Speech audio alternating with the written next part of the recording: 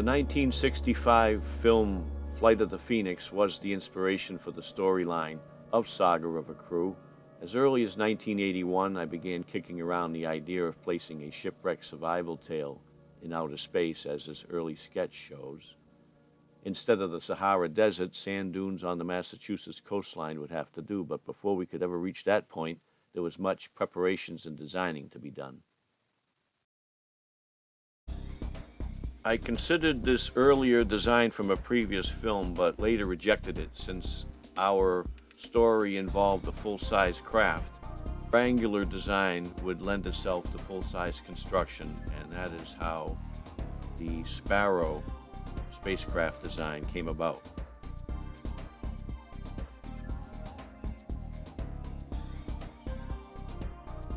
The mission required a spacecraft of greater crew and cargo capacity, and this is how the C20 design was conceived. Our planet would need some indigenous life forms. These earlier tentacle-type creatures were rejected in favor of this one. This is an earlier design from a previous film, and it was enlarged and modified a bit, producing the baby version and then the full-size version of the skull crab. Establishing that the Earth has sent out large fleets in search of resources creates a time period and setting for the story.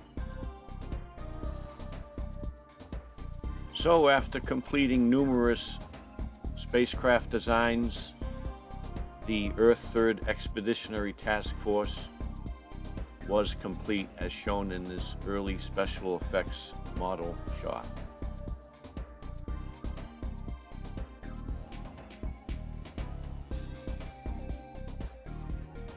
The full-size Sparrow mock-up is being constructed here in the summer of 1983. It was designed to come apart in several sections so it could be loaded onto a truck and easily transported.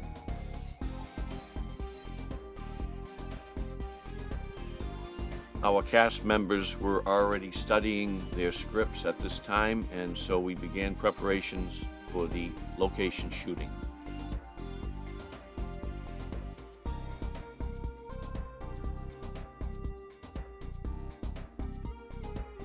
The filming location was only 200 yards from the high water mark, and the camera therefore had to be kept low to avoid showing the horizon.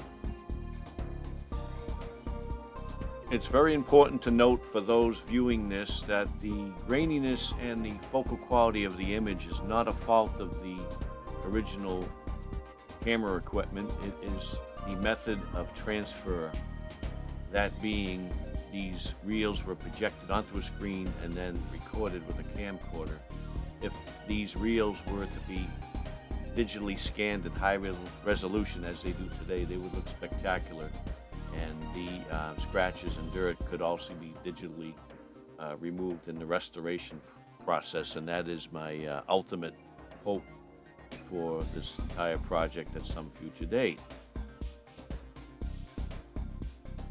So, that being said, there I am on the right side of the screen. This is being filmed by a second camera unit operator, Susan Zappola. She is credited for filming these scenes of me directing and filming the actors. So you have Paul D'Amico and Douglas Cranford doing their scenes. Obviously this is rough on Paul on the left because he had to lay down. He was injured through the whole stay on the planet after he bailed out, so he had to lay down a lot, and that got pretty old pretty fast. And this was the first week in November of 1983. One would expect it to be cold on the Massachusetts coastline in the first week in November, but we had some freak warm weather, and we were very fortunate in that regard. We had clear skies. The weather forecasts were not as great back in 1983 as they are today. So here we are at an undisclosed location on the Massachusetts coastline. That is because it is government property, and the government entity wished to be uncredited with the fact that they gave us permit. So that's all I can say on that. It's one of those strange little things. This is an actual take. Of course, being filmed by Camera Unit 2. Paul doesn't look very hurt there, obviously. I told him to drag his feet, but we were working with amateurs. So another popular myth is that this film is a bunch of make-believe, or is it real? Well, it is actually filmed with the Super 8 unit. There I am messing around. I think this makes Saga of a Crew very unique. I don't know how many other feature-length films were distributed. Now, I didn't say widely distributed, but it is distributed, and that makes it very unique.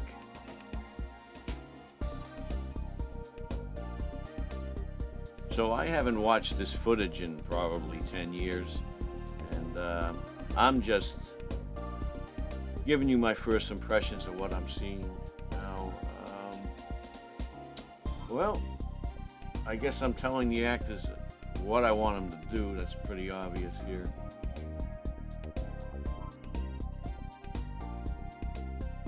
One of the reasons I'm not playing the original audio on these clips is because there's very loud projector resonance, even though these are direct wired into the camcorder. It's something that happens on an electronic level that you can't eliminate. I had to do an enormous amount of sound editing work to make the DVD sound as well as it does. We're talking about thousands and thousands of micro edits on the waveform between each word and syllable. A reduction, basically manually done, a reduction in the total volume output to eliminate that.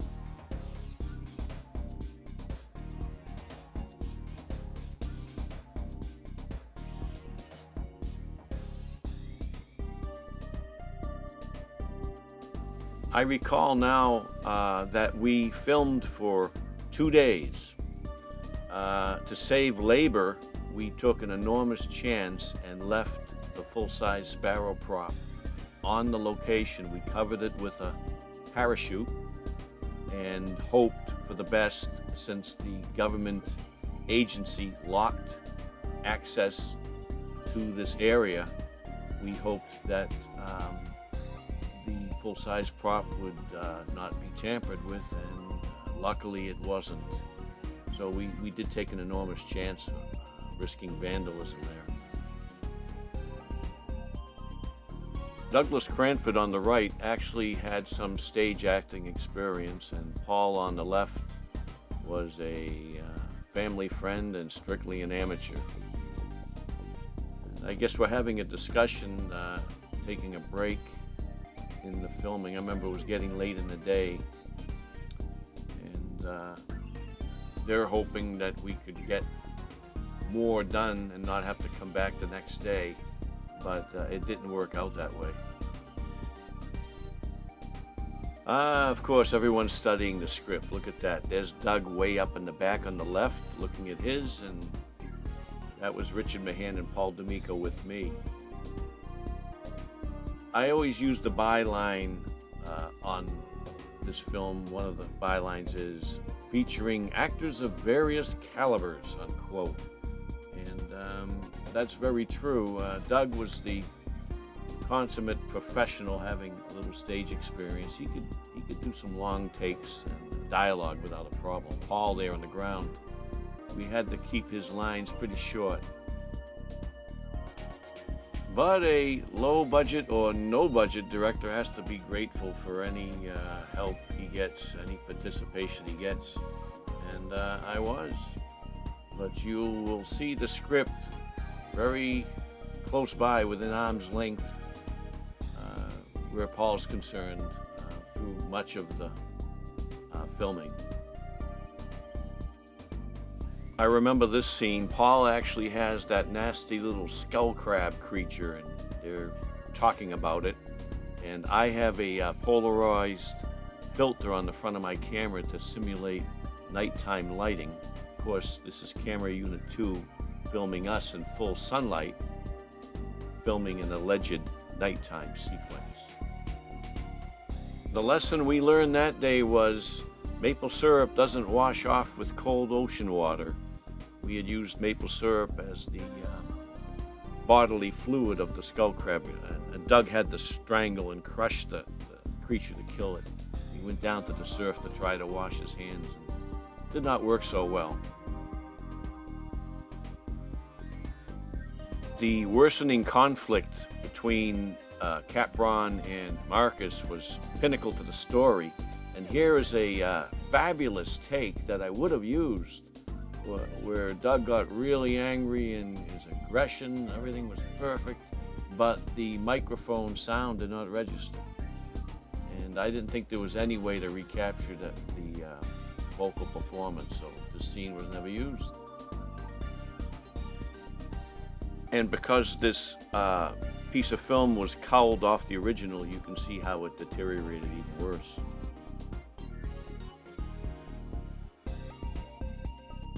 No coordinates on us now. 100 coordinates to search. Sorry.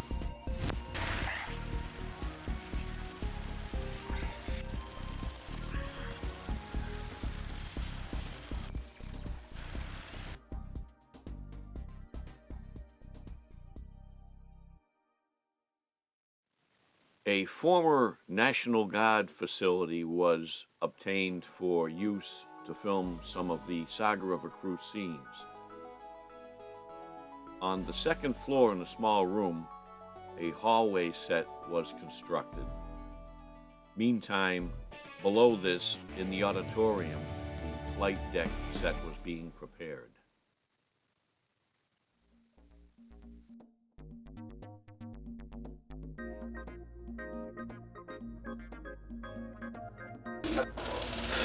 When we're cruising through space, and we're tired and thirsty, we always stop at Dunkin'.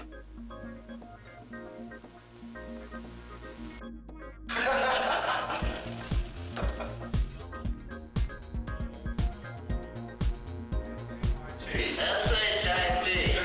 That's the relief.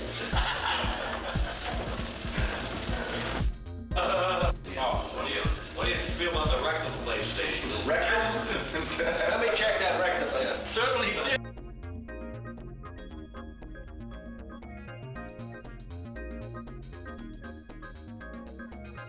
So here's the full-size Sparrow prop brought into the auditorium, as well as several truckloads of other large materials. This is one example of a set detail, a silhouette of an additional Sparrow craft for the background. And here is the set near completion. It was hoped that with certain lighting and low camera angles that the wooden floor would come across as not being a wooden floor, but history will be the judge.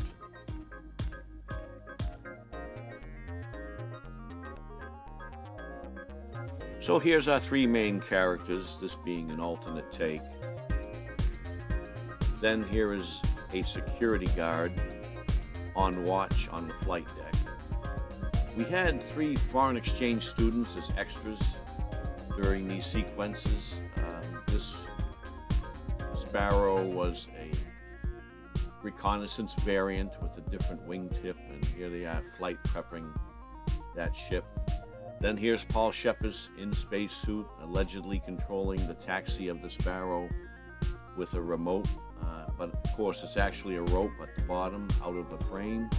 Sometimes the caster wheel on the Sparrow prop would lock in the wrong direction, and here we are pulling towards the right and the ship's going in the wrong way, so that was a bad take.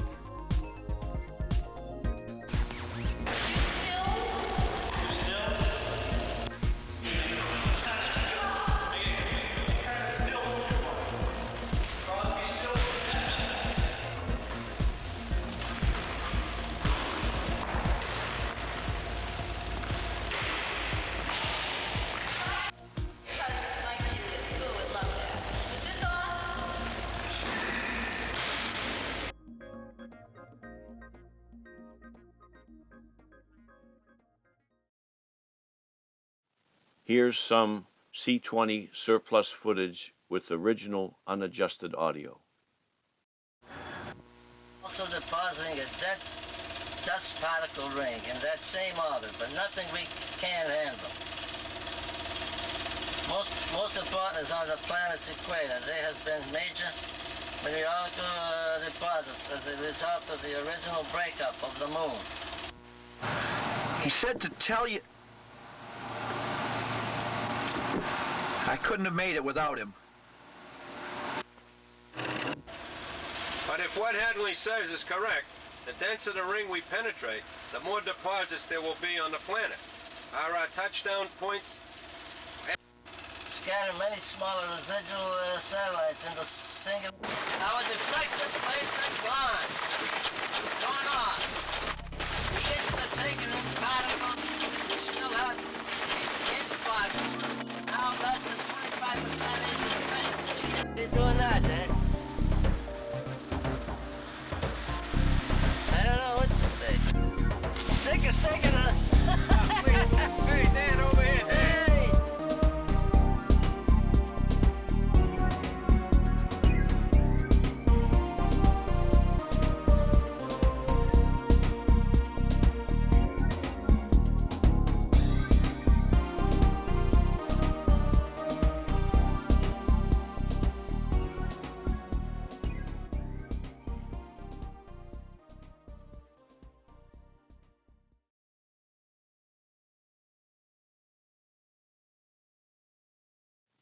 One of the more difficult sequences was the skull crab scene. Though there was some puppetry in it, most of it was single frame animation at 18 frames per second. And to yield about 10 or 12 seconds of footage was an all-day project. A separate trip back to the filming location was necessary to get a few more puppetry shots in full sunlight. Then finally, the skull crab's tattered remains were sold to a memorabilia collector. By now, all the special effects models had been constructed, such as the sparrow miniature here. In the case of the sparrow, multiple sizes of the miniature was necessary. So here's the C20 model being photographed on the Silver Ship runway. And the day I was filming these, Ramon the cat stopped by. He used to hang around. He liked jumping up on these little miniature sets for a little attention. Here's the classic model setup for the rear fleet shots.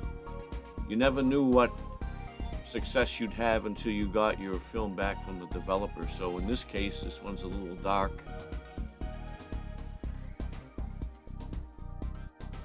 An interesting publicity still of the individual launch bays leading out to the runway, and then the actual shot. This is an alternate take, and a great example of how discarded film deteriorates because it was edited out.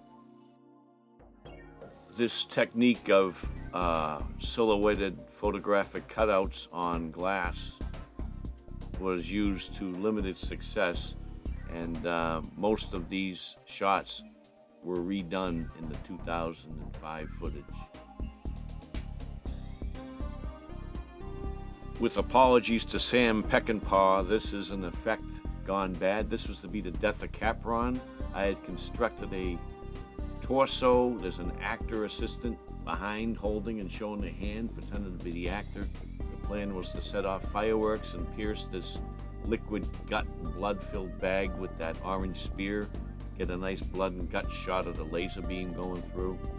Well, the fireworks went off fine, but the point wasn't sharp enough, or the bag was too thick, and I got so pissed here, the shirt already ruined, the guts weren't flying, I just started stabbing it, and then you'll see I just grabbed a utility knife and said, these guts are gonna fly, and I just slashed it open. So that was a lot of wasted time and effort, and a shot that just was not meant to be.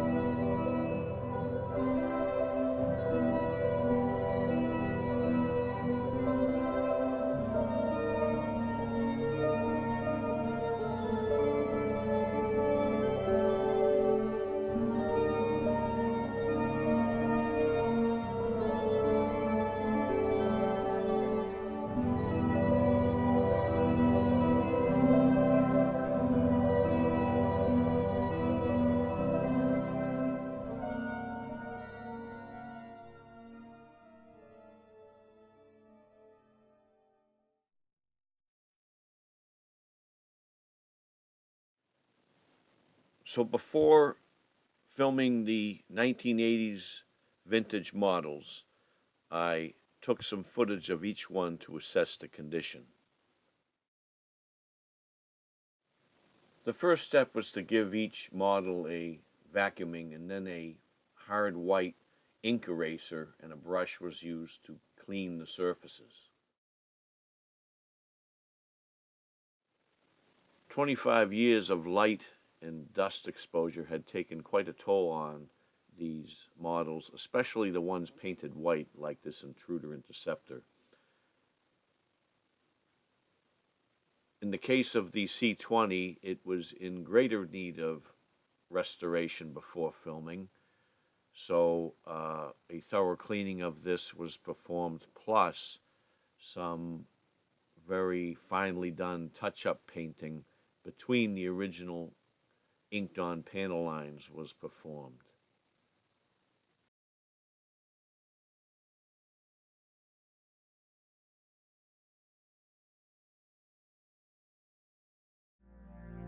This is the basic setup. We're shooting a cargo liner by the name of Nebula, and there is many portholes and features in the hull that allow it to be lit from below with a standard light bulb. And this is our star field at the back wall, and this is our camera dolly, a very crude but nevertheless effective piece of homemade equipment. The bucket is to magnify the sound of the Walkman, since we shoot with sound in the scenes whenever possible. And on here, of course, is the sound effect of the fleet engines. So there's a lot of coordination when we shoot a shot. This is the C20 crash sequence arrangement for the effect. There you can see in scale the C20 with Monty here. Monty's always hungry, aren't you? The ship is, we're aiming at this point here to crash. There's a anchoring arrangement for the line, and our camera placement is here.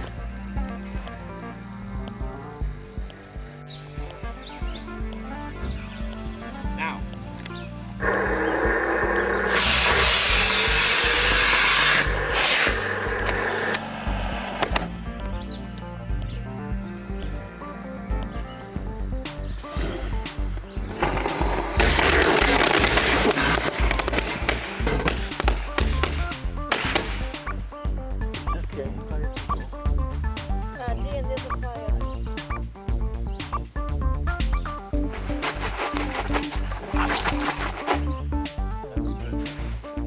Underneath still lit.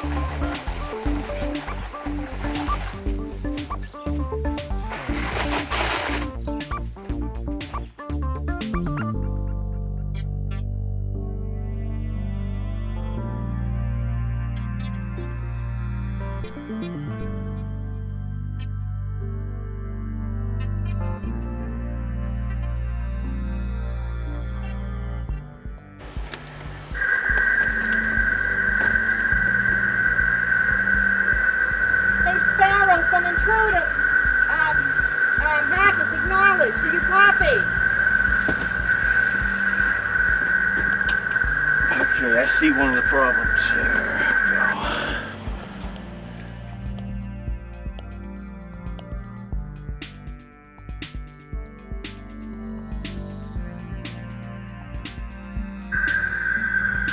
God, I'm glad to see you.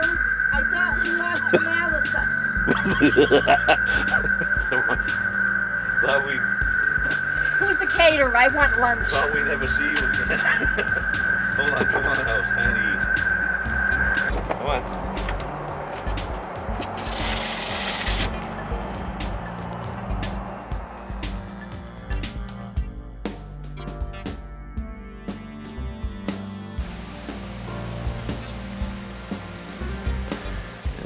Apologies to Wile E. Coyote. This is a rickshaw-like camera motion dolly that we're going to use to show the C20 in flight. This is Saga of a Crew 2007 footage. This is a large C20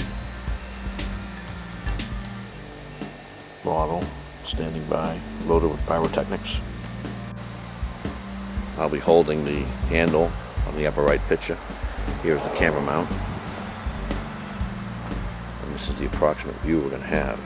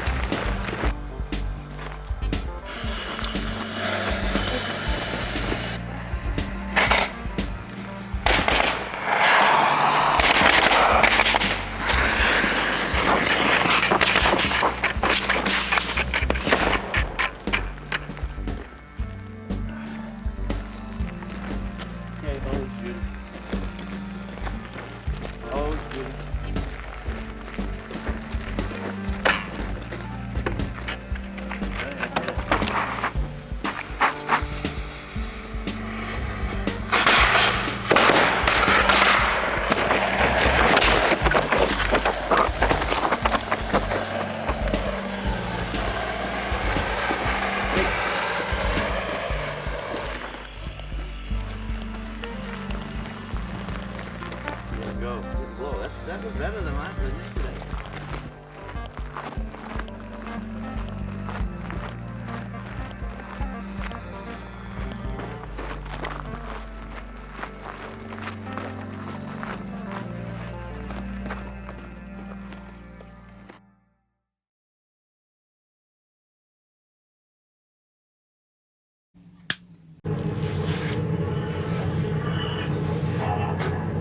Stairman, these two ships.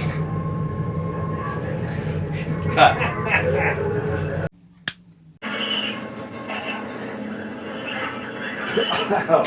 I thought you said this. Oh, okay. No, I'm stop.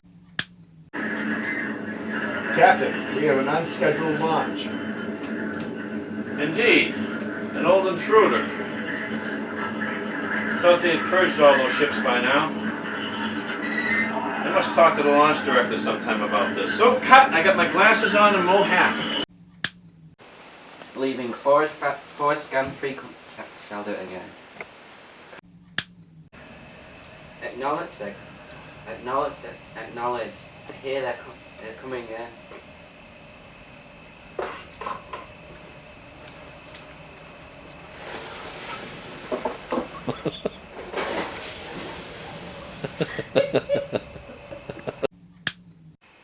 Acknowledge, acknowledge. Here, they're coming in.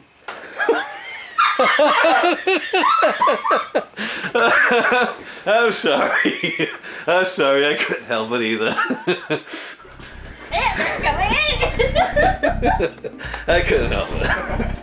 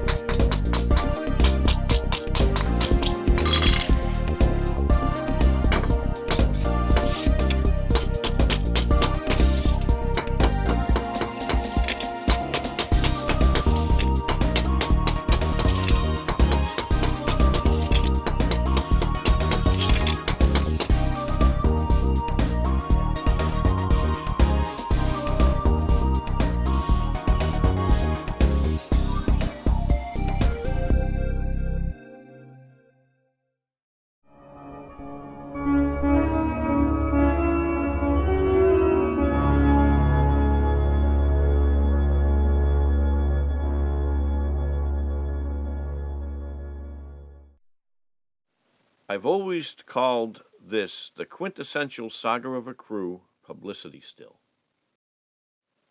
And the rest of this exclusive slideshow will commence in just a second, but I don't think they need any further explanation, but I should explain the reference to cilantro. Personally, I love cilantro. Some people think it tastes like soap. I like it. I grow it in my garden. But I've heard some of the most famous chefs call cilantro the herb that you either hate it or love it. And if Saga of a Crew was an herb, it would be cilantro. Personally, I've always collected B-movies on DVD, and I have the cheapest of the cheap, and I get a big kick out of them. As of the date that I'm recording this, fewer than 7,000 people have watched the official trailer. So, Saga of a Crew remains this rare 1980s vintage feature film which was released 24 years too late and is still in search of its audience. So if you're a fan of mainstream Hollywood franchise movies only, and you are of the opinion that science fiction was invented in 1977, then don't bother checking out Saga of a Crew. You'll probably think it tastes like soap anyway. But if your tastes run deeper than that, and you're a fan of a larger variety of science fiction, then you might just enjoy Saga of a Crew, especially if you get a kick out of the lower budget efforts. The 40th anniversary of the original 1984 public showing of Saga of a Crew is fast approaching in 2024. So if funding and fate allows me to do so, I would love to have a frame-by-frame, high-definition digital scan and restoration performed on the 1980s footage.